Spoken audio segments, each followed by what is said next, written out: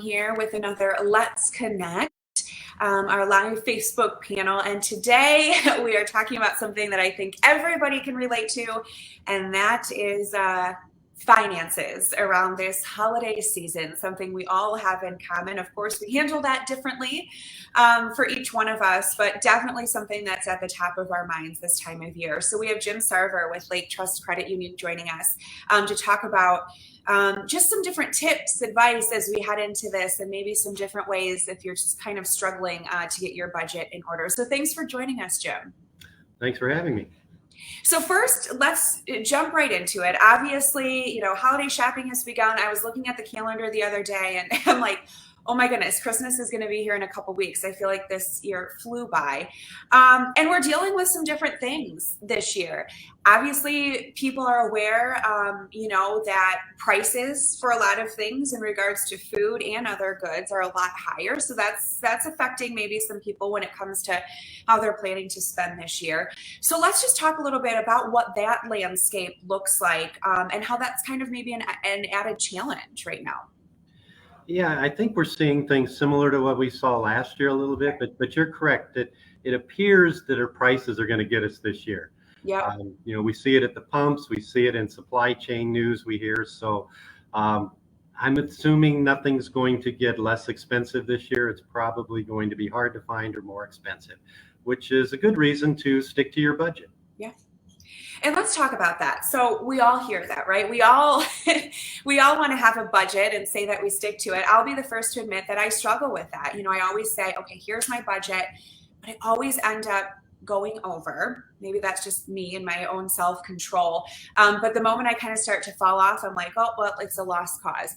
So where do you start? What's some advice on how to start with a budget, how to do that, and how to make sure that you're setting yourself up for success?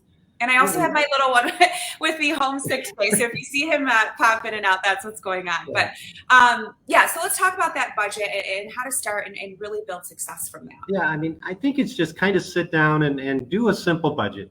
Take a look at what you have coming in and going out. But this is a Christmas budget, right? This is a holiday budget. Right. So you can kind of set aside some money for that. There's some rules of thumb of 1% or 2%, but every individual is so unique. You got to kind of look at, what's my budget look like, and do I have that set aside, or am I going to be putting some of that on credit and planning for that to come around, after the first of the year to pay that off. So I think you hit it right on the head. Everybody is so unique. If they can just set a simple budget that they can follow. And just like you said, I do one thing and I throw my budget out. Well, don't throw it out, right? Yeah. But take a step back and say, okay, where am I now? Yeah. And what would you say, do you think people struggle with the most, during this time of year and finding a budget and sticking to it? What would you say maybe some of the challenges that they encounter? Obviously outside of unexpected, expenses. But, what do you think makes it hard for people? We've been through a couple of hard years, right? So it's just like, now I get to let loose. Be careful letting loose because you have to pay for it, that type of thing. And you just had somebody walk behind you, a child. You want to do something special. You want to celebrate the holidays. You want to buy that popular gift and please everybody. So I think you have to kind of take a step back and get your emotions in check with your finances, and then say, how realistic can I get here? How far out of my budget do I want to go, or how do I stay within the budget? But it's so unique among individuals. It's hard to hit just one nail on the head. Yeah. And let's talk too about, comparing. Well, first of all, you said emotions and how emotions are involved in that, because I think that's so true, right? Sometimes we can end up putting that ahead of our finances, but we're going to pay for that in the end. If you're like, oh, it's okay if I spend that extra $100 because they're really going to like this toy, don't forget that that's going to catch up to you. Yeah, emotions are the same whether you're buying a house or car or the holidays, right? So you get caught up in those things, and then there's extra costs that come behind them that you don't realize in terms of finance rates on credit cards, and maintenance programs and batteries and chargers, and all those things. So what you plan on your budget, all the little extras can throw you a lot off. Yeah. And it's important to compare prices and taking the time to do that. And a lot of stores, they do price matching during this time of year as well. So maybe being aware of that, putting in that extra work, right? That's a good point. I mean, technology today allows us to check everybody, right? We can find the cheapest price everywhere, but then we get caught up in it, right? We get caught up in the competition of where's this at that store, where's it at that store, and then you're caught up in the whole cycle, right? You're going down a road and you're buying, and you got to be careful. It's exciting. It is, right? So what are some different ways to kind of stay on track? There's actually some different apps out there, free apps, right, that you can download to kind of help you make sure you're staying on track. When you're out, you can input that. I mean, that's a great way to do it. Yeah, you can have an app. I mean, everything you purchase, you can put in there and it can compare it to your budget. You can do, just simple budgets. Some people pen and paper, right? They really track everything. They put it in their own sheets. So it's whatever works for you. I mean, I think you're right on.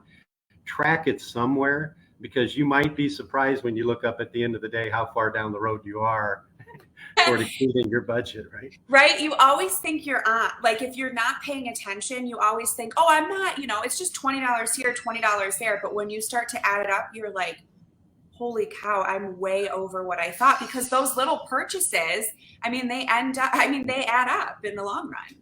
Well, think in terms, you watch your points, right? You're always watching your points. How many points do I have? Turn it the other way. Watch your budget too. Yeah. Yeah. And let's talk about too, maybe some alternative ways, especially with kiddos.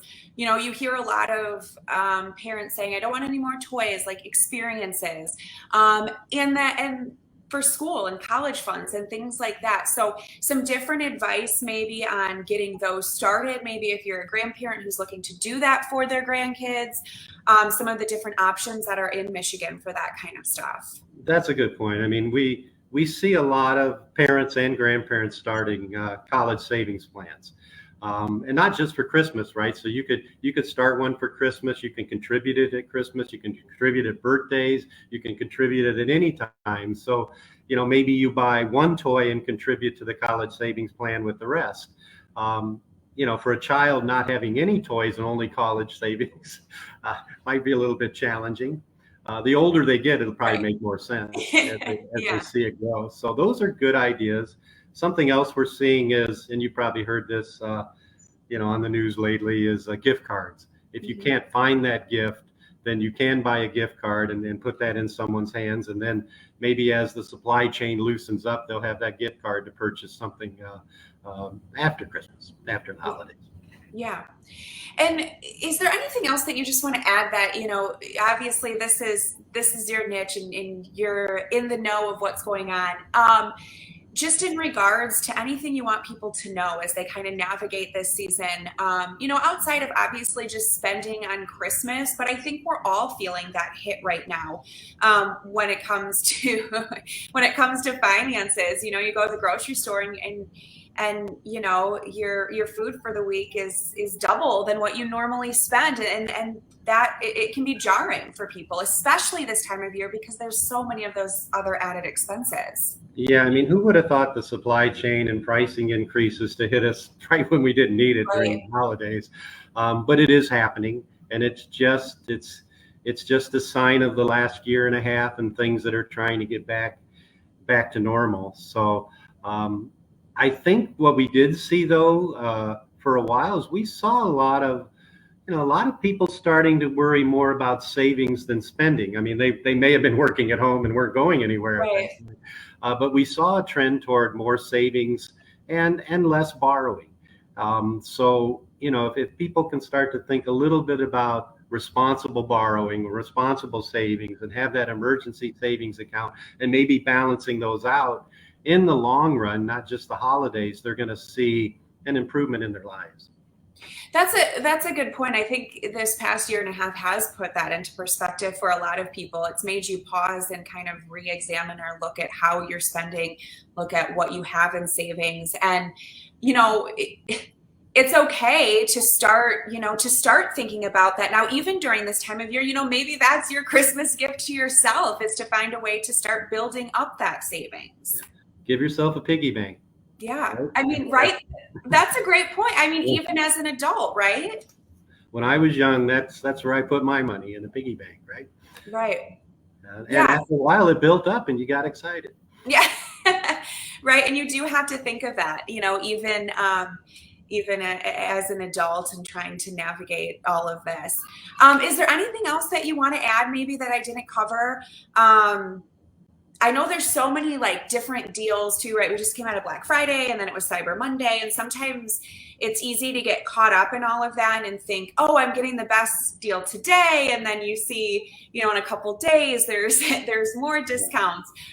Any advice on kind of navigating that? I mean, I think just take a step back from it. I mean, all of it's exciting. It's the holidays. We want it to come. But take a step back and say, how can I shop within my community? How could I actually help my community out? Maybe I should volunteer instead of give a present, for something, or look for a cause to support your foundation. So as a family, maybe look for those community activities you can get out and support versus, going in the store and walking out with a present type of thing. So I think shop within your community, help your community, volunteer. Those are very rewarding presents for yourself. That's so true, right? Especially if you're tight on finances this time of year. I mean, you do have to change your mindset when it comes to that. Just like you can, emotionally spend, it is a mindset thing that you have to work through too, of, okay, maybe we can't do Christmas as big this year because of everything that's happened. What are some different ways that we can still make it special? Yeah, you're right on. A lot of families are doing Christmas different. They can't do Christmas the way some of us go out and shop and do.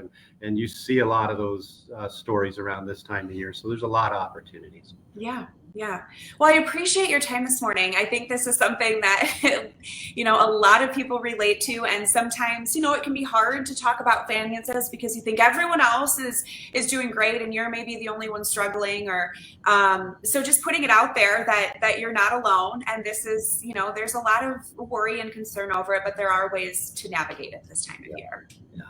It's what the holidays are all about. Exactly.